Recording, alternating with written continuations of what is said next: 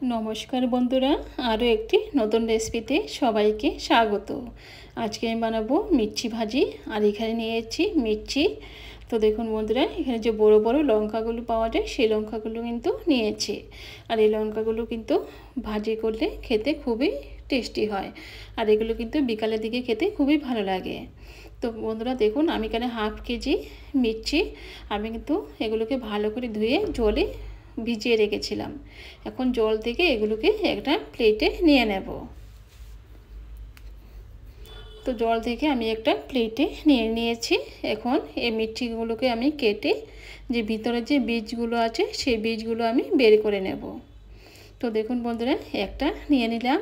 নিয়ে এখন একটা চাকু দিয়ে মাঝখানটা এরকমভাবে একটু হালকা করে একটু কেটে নেব। তো দেখুন, একটু হালকা করে কিন্তু কেটে নিয়েছি। এখন যে ভিতরে বীজগুলো আছে সেই বীজগুলো আমি বের করে নেব। তো হাত দিয়ে এরকমভাবে একটু এরকম বীজগুলোকে বের করে নিতে হবে। তো দেখুন বন্ধুরা, বীজগুলো কিন্তু সুন্দরভাবে বেরিয়ে এসছে। তো দেখুন, এরকমভাবে ঝেড়ে কিন্তু আমি এগুলোকে বের করে নিয়েছি। তো আমার একটা হয়ে গেছে কাটা। এখন ওটাকে সাইডে রেখে দেব। এখন আরও একটি দেখিয়ে দিচ্ছি। তো দেখুন বন্ধুরা, এরকমভাবে একটু হালকা করে কেটে নেব। খুব জোরে কিন্তু দাবাবো না, তাহলে কিন্তু নিচের দিকটাও কেটে যাবে। তো দেখুন বন্ধুরা, কেটে এখন আমি ওটাকে কিন্তু এই বীজগুলোকে এরকমভাবে আঙ্গুল দিয়ে বের করে নেব। তো মির্চি ভাজি কিন্তু বিকেলের দিকে দোকানে খুব ভিড় হয় খাওয়ার জন্য। বিকেলে কিন্তু খেতে ওটা খুবই ভালো লাগে। তো বন্ধুরা, আজকে রেসিপিটা কিন্তু দেখার পরে আপনারা আর দোকান থেকে কিনে খেতে ইচ্ছে করবে না, ঘরেই কিন্তু আপনারা বানিয়ে খেতে পারবেন। তো দেখুন বন্ধুরা, আরও একটি হয়ে গেছে। আর ভিতরে কত বীজ থাকে দেখুন। তো সবগুলো বীজ আমি বের করে নিয়েছি। নিয়ে এগুলোকে সাইডে রেখে দিয়েছি।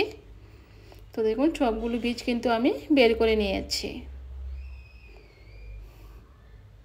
তো দেখুন বন্ধুরা, সবগুলো বীজ আমার বের করা হয়ে গেছে। এখন এগুলোকে আমি একটু এরকমভাবে সাইডে রেখে দেব। তো দেখুন বন্ধুরা, সবগুলো আমার বের করা হয়ে গেছে। এখন আমি এখানে একটা পাত্র নিয়েছি আর নিয়েছি একটা ছোট গ্রেটার। এই গ্রেটারে আমি নিয়েছি দুটো আলুগুলোকে একটু গ্রেট করে নেব। তো আপনারা কিন্তু ইচ্ছা করলে আলুটাকে হাত দিয়েও কিন্তু ম্যাশ করে নিতে পারেন। তো দেখুন বন্ধুরা, এরকমভাবে আমি সবগুলো আলু গ্রেট করে নেব।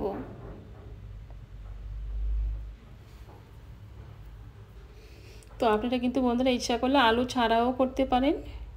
অনেক সময় তেঁতুলের জল দিয়েও কিন্তু ওটা ভিতরে ঢুকিয়ে করা যায়।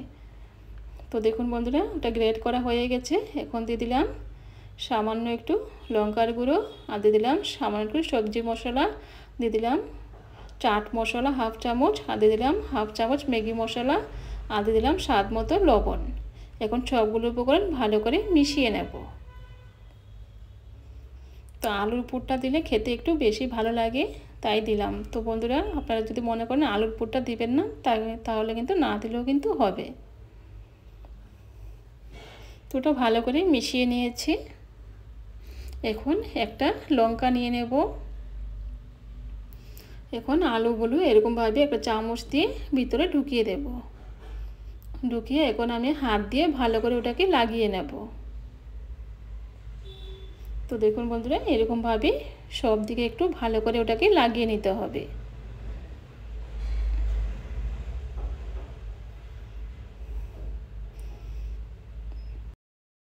বন্ধুরা, বাজারে গেলে দেখবেন যে বড় বড় লঙ্কা পাওয়া যায়। এরকম লঙ্কাগুলো কিনে নিয়ে আসবেন আর এরকমভাবে বানাবেন, বানিয়ে বিকেলে খাবেন, দেখবেন খেতে অসম্ভব টেস্টি হয়।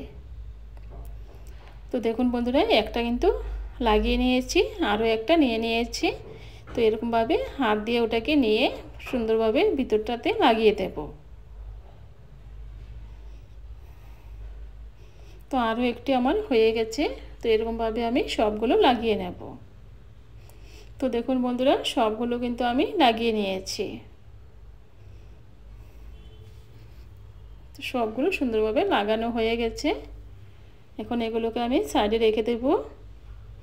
এখন আমি এখানে একটা পাত্র নিয়েছি। এই পাত্রে দিয়ে দেব 1 বাটি বেসন। বেসনটাকে একটু চেলে নেব। অনেক সময় কিন্তু বেসনে অনেক পোকা থাকে, অনেক পুরনো হয়ে গেলে কিন্তু পোকা থাকে, তো একটু চেলে নিলে কিন্তু ওটা ভালো হয়, পোকাগুলো বেরিয়ে আসবে।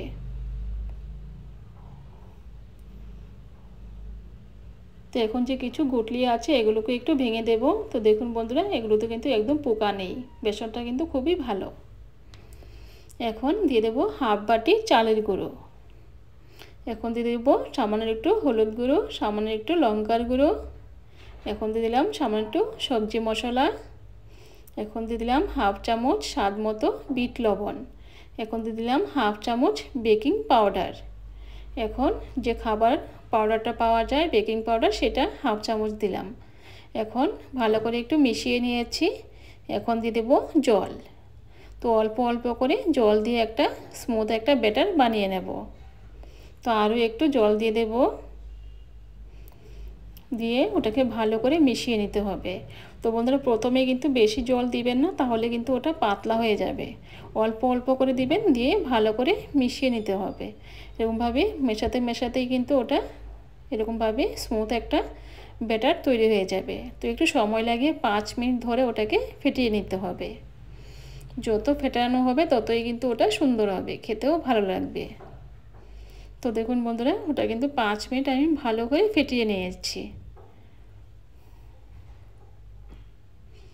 তো ওটা ফেটানো হয়ে গেছে।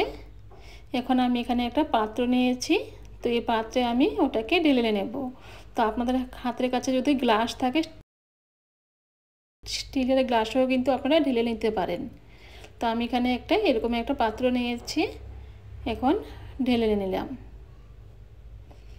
এখন একটা মির্চি নিয়ে নেব, আর এই মির্চিটা আমি এরকমভাবে ওটাতে ডিপ করে দেব, দিয়ে এরকমভাবে বের করে নেব। বের করে এখন আমি ওটাকে ভেজে নেব। তো এরকমভাবে কিন্তু ওটাকে ভাজলে ওটা সুবিধা হয়। তো দেখুন বন্ধুরা, কড়াইতে আমি তেল বসিয়ে দিয়েছি, আর তেলটা কিন্তু গরম হয়ে গেছে। এখন আমি এক এক করে এগুলোকে দিয়ে দেব। প্রথমে 3টে দিয়ে দিলাম। এরকমভাবে 3টে অল্প অল্প করে যতটা জায়গা হবে আমি ভেজে নেব। এখন এগুলোকে উল্টিয়ে দেব, আর চুলার আঁচটা কিন্তু আমি মিডিয়ামে রেখেছি। তো এরকমভাবে এগুলোকে ওলট পালট করে ভেজে নেব। আর লঙ্কা কিন্তু খুব একটা বেশি সময় লাগে না ভাজতে, খুব তাড়াতাড়ি কিন্তু হয়ে যায়। তো দেখুন বন্ধুরা, এগুলো কিন্তু ভালো করে ওলট পালট করে ভেজে নিয়েছি। এর থেকে বেশি আর ভাজবো না, তাহলে কিন্তু ওটা কালারটা লাল হয়ে যাবে, খেতে কিন্তু ভালো লাগবে না।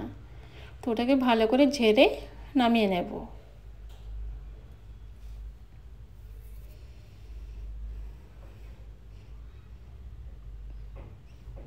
এখন আরও কিছু দিয়ে দেব।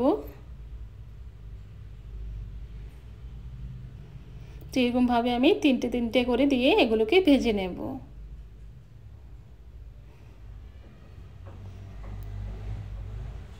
তো এরকমভাবে ওলট পালট করে এগুলোকে একটু ভেজে নেব।